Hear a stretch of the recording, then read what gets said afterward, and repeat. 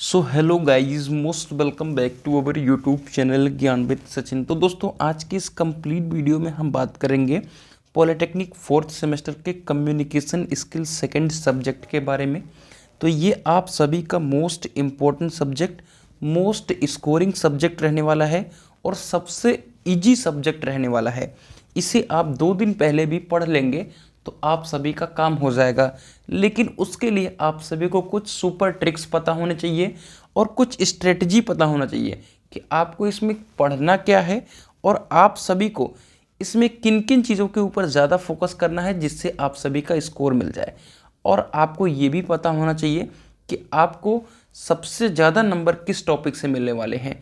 और आप सभी को बता दूं कि कुछ ऐसे टॉपिक हैं जहां आपको डेफिनीशंस नहीं पढ़नी है, वहां पर सिर्फ आपको कुछ सॉल्यूशन देना होता है। तो आज की इस कंप्लीट वीडियो को वॉच कीजिए। आपको CS2 का पूरा लेखा जोखा दिखाऊंगा और आपको पूरी तरीके से आइडिया हो जाएगा कि अब हमें आगे क्या करना है। तो चलिए बिना देरी के अपनी इस वीडियो की शुरुआत करते हैं।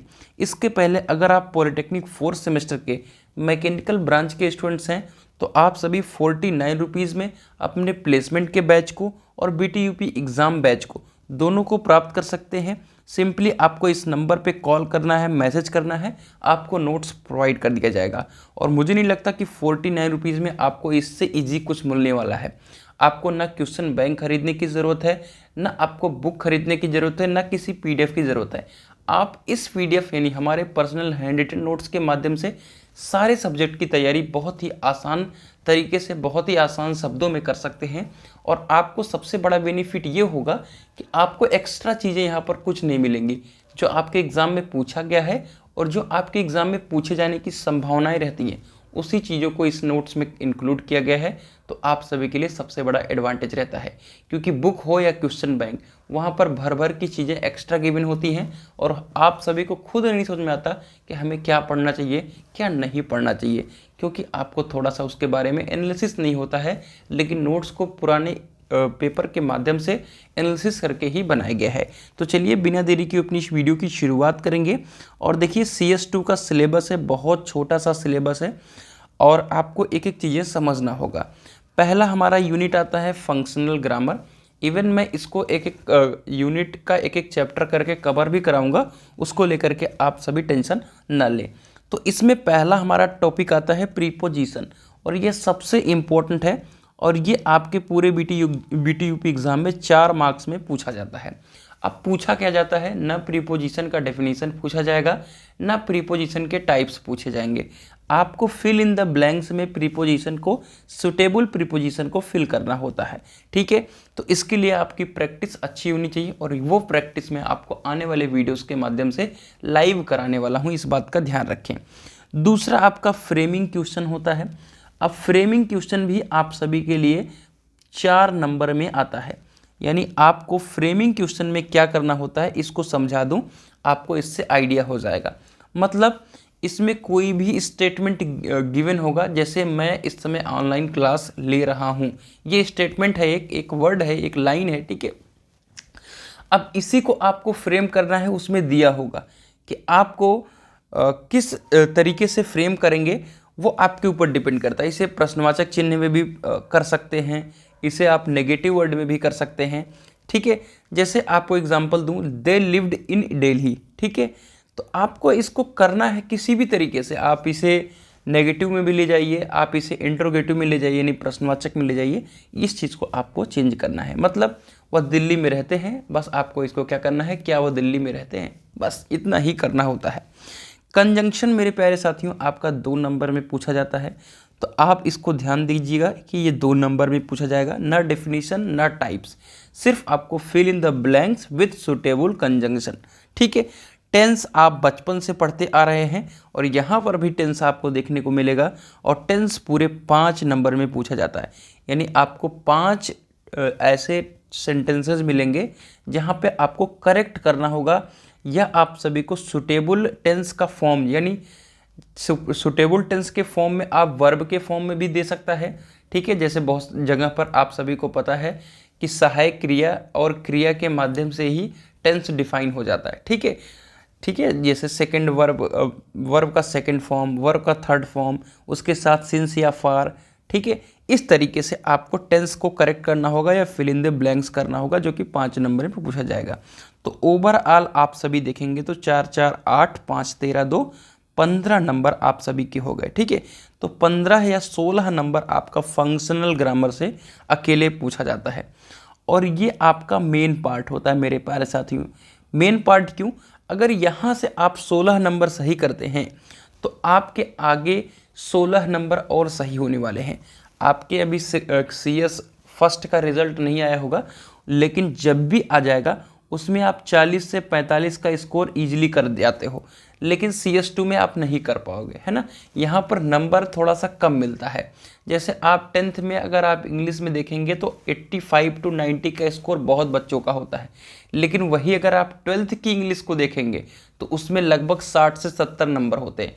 ये 20 नंबर का फ़र्क आपके ग्रेड के अकॉर्डिंग होता है। 10th का लेवल ईजी होता है तो अच्छे से मार्किंग किया जाता है। 12th का लेवल थोड़ा सा आपका अपर लेवल है तो उस तरीके की मार्किंग होती है। उसी प्रकार आप CS फर्स्ट पढ़ कर आए हैं तो ईजिली मार्किंग हो जाती है, लेकिन CS2 में थोड़ा सा आपको टफ देखने को मिलने वाला है। फिर भी अगर आप अच्छा करेंगे तो 35 नंबर के आसपास आराम से पा जाएंगे, और बहुत अच्छा करेंगे तो 40 नंबर। ठीक है, चलिए अब दूसरा हमारा आता है टॉपिक रीडिंग। अब रीडिंग में मेरे प्यारे साथियों क्या क्या होता है, इसमें सिनोनिम्स भी पूछेगा, एंटोनिम्स भी पूछेगा, वन वर्ड सब्स्टिट्यूशन भी रहेगा। ठीक है, वन वर्ड सब्स्टिट्यूशन का मतलब ये होता है कि कोई भी टॉपिक एक सेंटेंस दे देगा, उसे आप बताओ कि इसका क्या मतलब हो सकता है। इसमें प्रीफिक्स भी होगा और सफिक्स भी होगा। ठीक है, अब इसमें क्या होता है कि एक अनसीन पैसेज मिलेगा, एक आपका पैराग्राफ टाइप का रहेगा, उसमें तो पहले कुछ क्वेश्चंस पूछे जाएंगे, उसी में से आपको देना होगा आंसर। यानी वो जो क्वेश्चंस होते हैं वो 4 होते हैं, यानी 4 होते हैं का मतलब है 2 गुणे 4 बराबर 8, यानी आप सभी को 2-2 नंबर के 4 क्वेश्चंस पूछे जाएंगे। ठीक है, उसके बाद आप सभी से वन वर्ड सब्स्टिट्यूशन पूछा जाएगा, 2 वन वर्ड सब्स्टिट्यूशन भी रहेंगे आपके।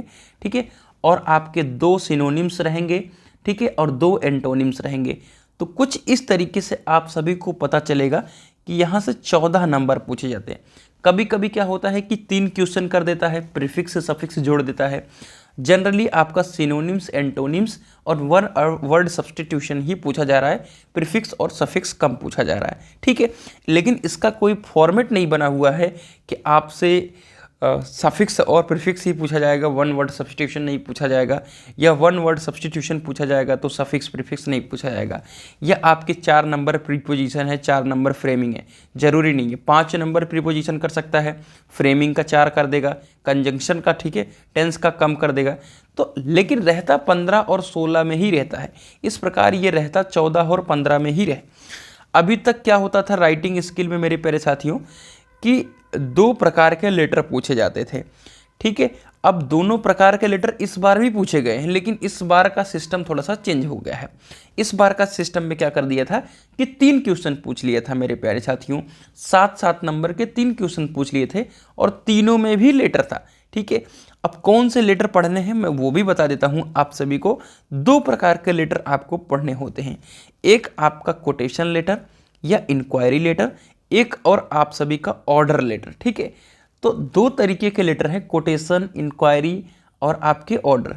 इंक्वायरी लेटर में क्या होता है कि किसी भी चीज़ को लेकर के आप इंक्वायरी करते हैं। ठीक है, फिर कोटेशन में मेरे प्यारे साथियों कि इसका क्या रेट है, इसका क्या रेट है, इस तरीके से। और फिर ऑर्डर में क्या होता है मेरे प्यारे साथियों कि आप पूरी तरीके से ऑर्डर दे देते हैं।